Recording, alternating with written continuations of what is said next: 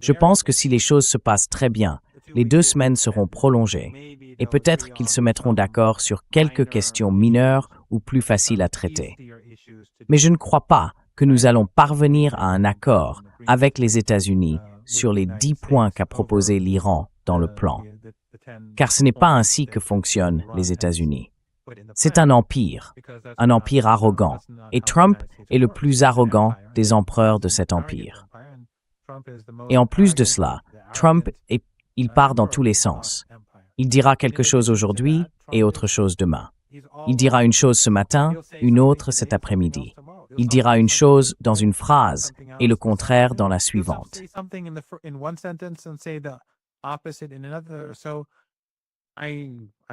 Je n'envie donc pas ceux qui vont devoir négocier avec les États-Unis, directement, indirectement, ou en faisant passer des messages d'un côté à l'autre. Mais ce que je pense en ce moment, c'est que la grande question est de savoir si nous allons assister à une reprise des combats entre l'Iran et les États-Unis dans les semaines à venir. Encore une fois, je pense que je suis sûr que les Iraniens se préparent, à l'heure où nous parlons, à de nouveaux affrontements et à de nouvelles attaques.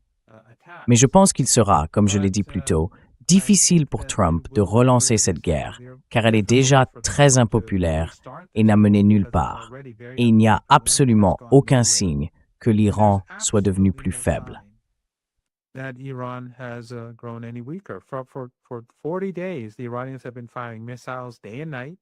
Depuis 40 jours, les Iraniens tirent des missiles jour et nuit sur le régime israélien, sur les États-Unis, missiles et drones, sur les intérêts américains dans le Golfe Persique, ainsi que sur les groupes alliés impliqués dans la guerre. Les capacités de l'Iran ne semblent pas avoir de limite dans les mois à venir.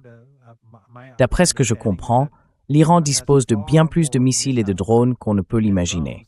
Nous en avons déjà parlé. L'Iran se prépare à cette guerre depuis 25 ans et il est très confiant quant à ses capacités et quant à l'échec de l'opération qui visait à lui dérober son uranium. Je pense que cela accentue également la pression sur Trump. Pour de nombreuses raisons, je crois qu'il lui sera difficile de relancer cette opération. Mais encore une fois, l'Iran ne prendra aucun risque. Il continuera à se préparer.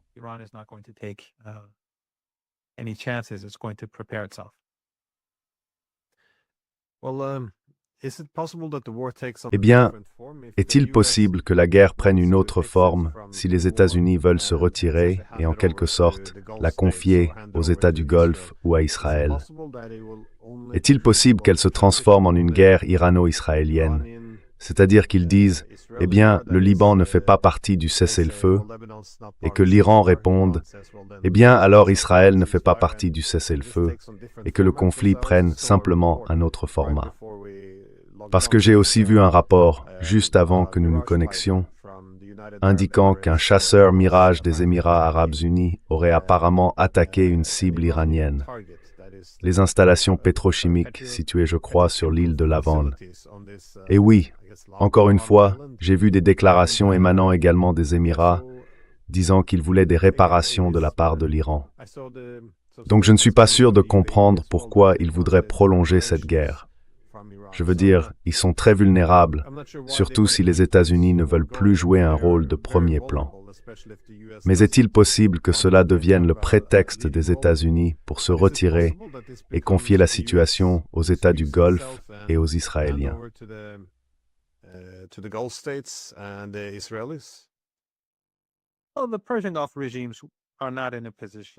Eh bien, les régimes du Golfe Persique ne sont pas en position de combattre l'Iran. Et s'ils le font, vous savez, comme je l'ai dit plus tôt, nous nous dirigeons vers la saison chaude. Vous êtes allé à Téhéran, nous avons des montagnes pleines de neige en ce moment. Mais si nous n'avons pas d'électricité, disons il fera très chaud en été. Et il nous sera difficile de dormir la nuit dans la chaleur si nous n'avons pas notre ventilateur, la climatisation allumée. Mais aux Émirats, s'ils n'ont pas d'électricité, s'ils perdent leurs infrastructures essentielles, tout le monde devra partir. Il en va de même pour le Koweït et le Qatar. Tous les atouts de ces régimes se trouvent le long de la côte. Ce sont des déserts. En réalité, ce sont le Yémen et l'Iran, ainsi que l'Irak et le Liban qui ont des forêts.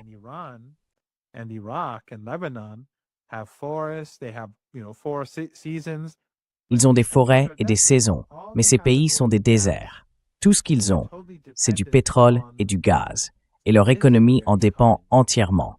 Toutes leurs installations se trouvent juste en face de l'Iran. Elles ne sont pas situées à l'intérieur des terres. Ces pays sont petits, à l'exception des Saoudiens. Donc s'ils veulent entrer en conflit avec l'Iran, je pense que ce serait la fin de ces régimes. Cela se terminerait très rapidement. Les Émirats devraient se rappeler qu'ils ne sont pas si importants et qu'ils devraient connaître leur place. L'Iran contrôlera le détroit d'Ormuz. Donc, si les Émirats veulent se battre, l'Iran les frappera et ne leur permettra pas d'utiliser le détroit d'Ormuz. Et il est probable que la famille régnante disparaisse en quelques jours. Il en irait de même pour les autres.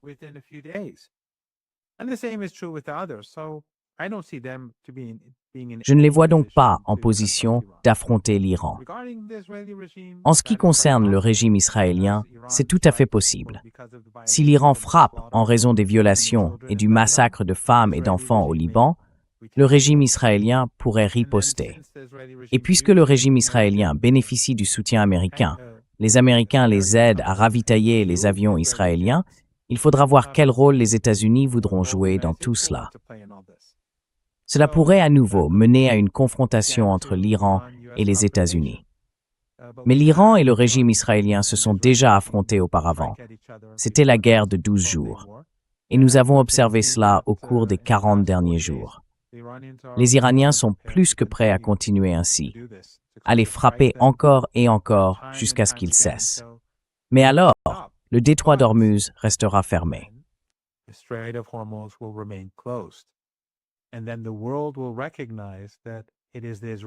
Et alors, le monde reconnaîtra que c'est le régime israélien qui conduit son peuple, ses sociétés et ses pays vers la catastrophe.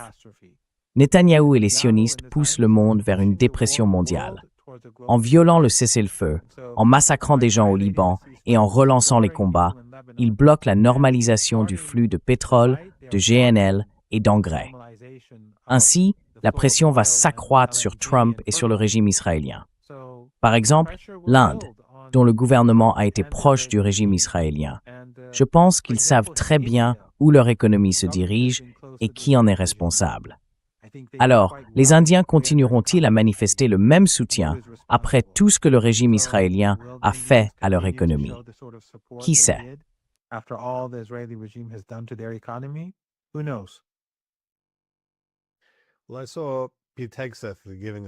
Eh bien, j'ai vu Pete Hegseth prononcer un discours.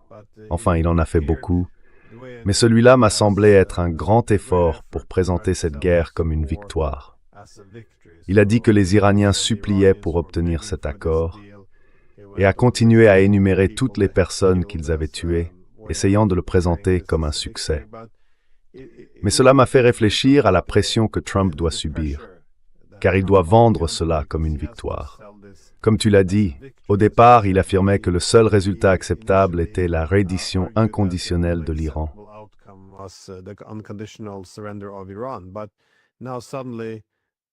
Mais maintenant, soudainement, les Iraniens et les Américains vont à nouveau se rencontrer pour négocier. Mais au lieu de négocier sur l'enrichissement iranien, les missiles balistiques, les partenariats régionaux, ils vont commencer à négocier le contrôle iranien du détroit d'Ormuz, la manière dont ils devraient mettre en place un péage en somme pour faire payer les navires qui y transitent. Ils vont négocier la levée de toutes les sanctions contre l'Iran. Il va être très difficile pour Trump, je pense, de présenter ça comme une victoire, car vous savez, c'est pas le genre de choses qu'on négocie avec un adversaire qui vient de capituler. Ça n'a pas vraiment de sens. Donc, vous savez, je ne veux pas dénigrer son talent pour le baratin, mais là, je pense que ça va bien au-delà.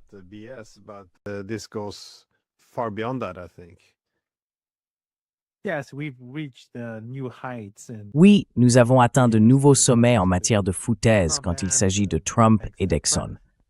Mais je pense que l'important en ce moment, c'est que tant que nous n'aurons pas un véritable cessez-le-feu, je ne vois pas la normalisation du flux énergétique en provenance du Golfe Persique se produire. D'un autre côté, si ces régimes arabes du Golfe Persique veulent adopter une attitude conflictuelle envers l'Iran, ils devront payer une compensation. Ils devront verser des réparations pour ce qu'ils ont fait. Mais s'ils veulent pousser plus loin, alors ils seront assurément du côté des perdants.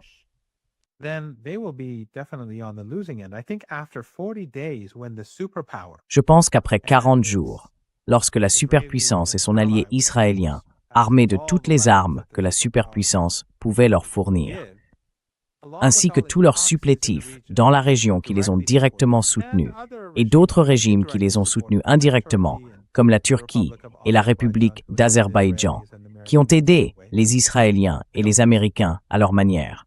Les gouvernements. Si les États-Unis n'ont pas pu vaincre l'Iran dans ces conditions et qu'ils cherchaient un cessez-le-feu, alors que pensent donc faire les Émirats arabes unis ou le Koweït face à l'Iran? Ils devraient se retirer, rester calmes et accepter le fait qu'ils ont perdu cette guerre.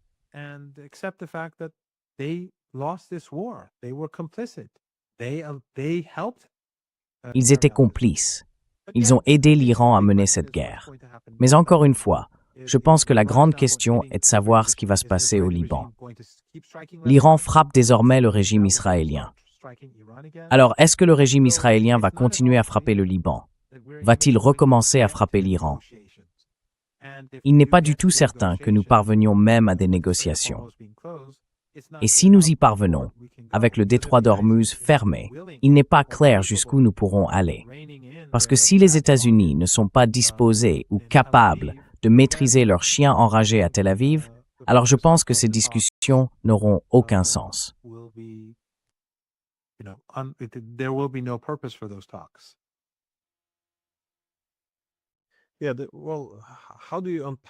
Oui, d'accord. Mais comment décomposer maintenant l'accord sur le cessez-le-feu? Parce que lorsqu'ils disent qu'il n'y aura plus de frappe sur le Liban, les Israéliens occupent déjà certaines parties du Liban. Ils sont sur place. Donc selon cet accord, sont-ils censés se retirer ou maintenir leur position? Qu'attendons exactement de chaque camp ici?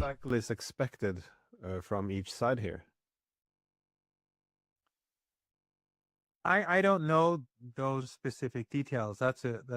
ne connais pas ces détails précis. C'est une très bonne remarque. En fait, j'ai posé la question à quelqu'un à ce sujet, et lui non plus ne savait pas. Donc je suppose que cela se clarifiera dans les jours à venir.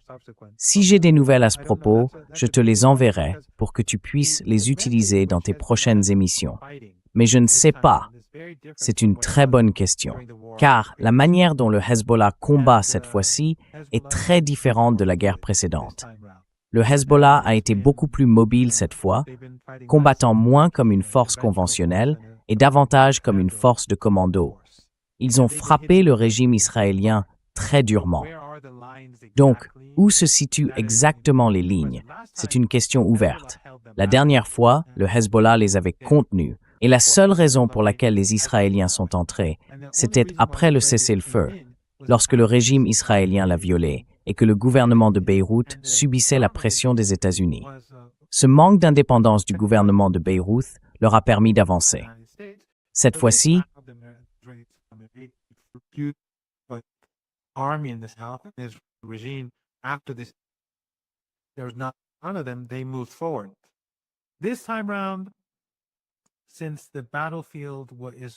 puisque le champ de bataille est, comme je l'ai dit, un type de guerre différent, et que le Hezbollah a été très efficace, il n'est pas clair pour moi ce qu'un cessez-le-feu signifierait. À moins, bien sûr, que cela ne veuille dire que les Israéliens devraient revenir aux frontières, qui sont claires, ou à l'endroit où ils se trouvaient avant cette guerre, ce qui est plus ou moins clair. Mais je ne sais pas.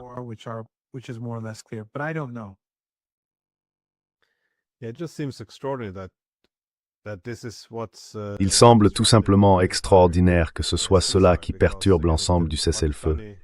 Parce que, encore une fois, Si le Premier ministre pakistanais, qui, comme on le sait, servait d'intermédiaire, affirme que le Liban fait partie de l'accord, et que maintenant nous entendons le président Trump dire que non, ça n'en fait pas partie, qu'il a qualifié cela de escarmouche distincte. C'est vraiment extraordinaire, il doit bien exister un document. C'est stupéfiant pour moi qu'il n'y ait rien à dire à ce sujet. Mais aussi, que ce soit le cas ou non, dans les deux hypothèses, il faudrait expliquer pourquoi ce bombardement intense a commencé précisément aujourd'hui, le premier jour du cessez-le-feu. Pourquoi ce bombardement brutal et massif de Beyrouth? On ne peut qu'y voir une tentative de perturber le cessez-le-feu. Mais si les États-Unis veulent réellement ce cessez-le-feu, pourquoi n'y a-t-il alors aucune réaction face aux Israéliens qui font cela? Au moins attendre une semaine, le temps que le cessez-le-feu semble se stabiliser. Cela paraît être une tentative évidente de saboter l'ensemble du processus.